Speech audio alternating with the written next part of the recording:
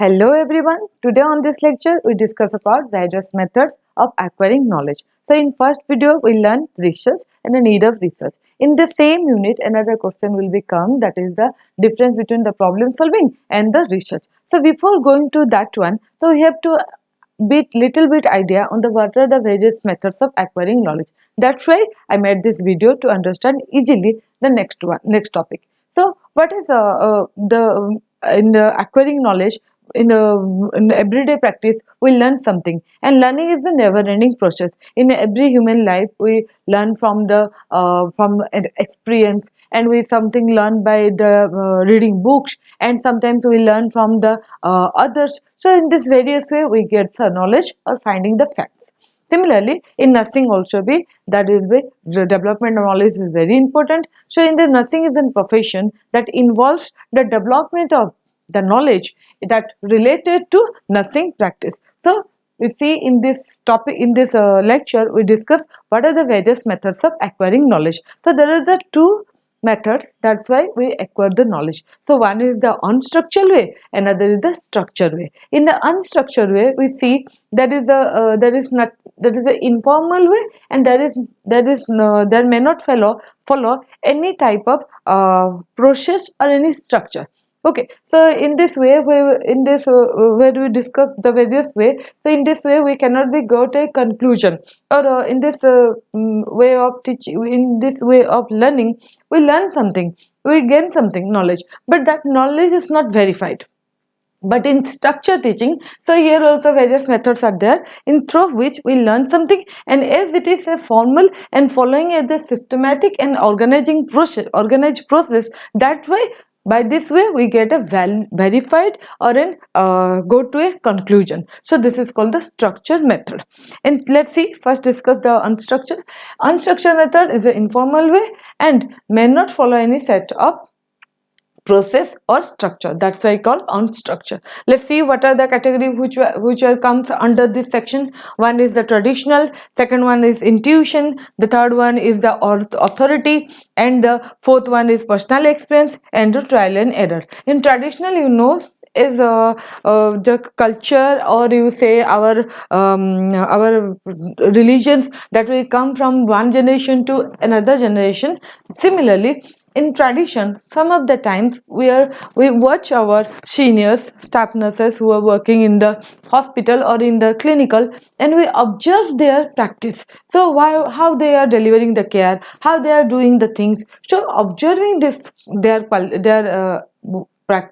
nursing practice, we learn something. So this is the acquiring knowledge from that come down from generation to generation. So this is called the traditional methods of acquiring knowledge. Second one, intuition. It is an unconscious and automatic mental process that guide a person to judge or decision making. So it is in this intuition process methods we go deeper knowledge, we understand a things more deeper. So it is also called gut feeling. So it is also called gut feeling.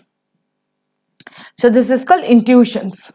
Okay, we understand the subject or you understand the patient. So as you are working in the hospital, we understand a patient's conditions or his disease, deep knowledge by getting the deep understanding.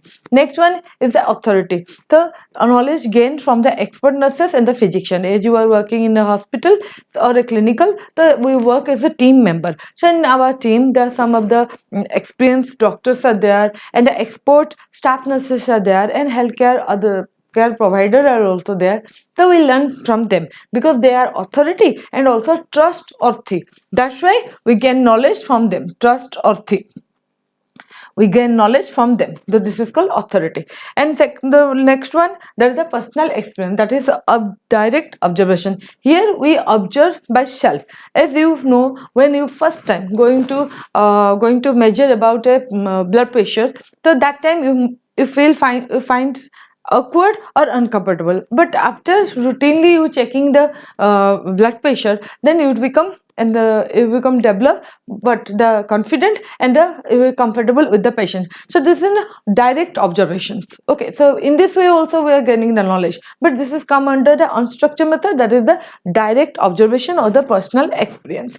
Next one, that is the trial and error. Sometimes we make some mistakes and try to find the solve and try to solve the problem. So this is a trial and method. In everyday we do it like this, but in our nursing practice it is not it's not quite applicable, because as we were dealing with the health personnel, so we never do any mistakes and try the solution for that. So as it is, these all are come under informal or the unstructured method of learning. Next one, with see the another, that is the structured method. So structured method, as I told, it is a formal, or we say is come under a systematic process, organized process. So that is called structured method. What are they come in this section? First one is the logical reasoning. Second one, problem solving. Third in assemble information, and the fourth one is the scientific method.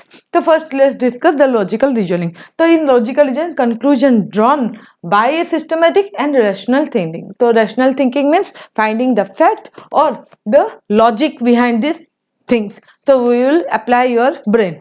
So that is called logical reasoning. And here this logical reasoning also categorizes into, one is the inductive and other is the deductive. The inductive, it starts from the specific observation to greater general principle. From a specific observation to we get a knowledge on the general principle. Let's take an example. When you're working in the hospital, you find a little the pediatric child or the small child who is very stressed, or you say very anxious. So you find the logic that you in inductive way you will find the logic. You think that as he is separated, as the child is separated from their parents, so that's why he is anxious or he is looking stressful. So this is from specific observation to get a general principle or general knowledge. Similarly, in deductive way, just opposite to inductive, it starts from the general principle to the specific conclusion. Take another example.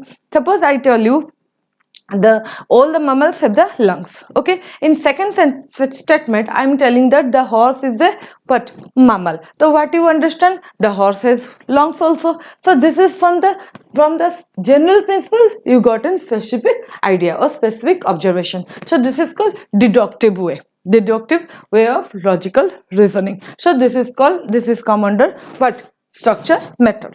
Second one, the problem solving. So acquiring knowledge by using critical thinking. Critical thinking is we'll find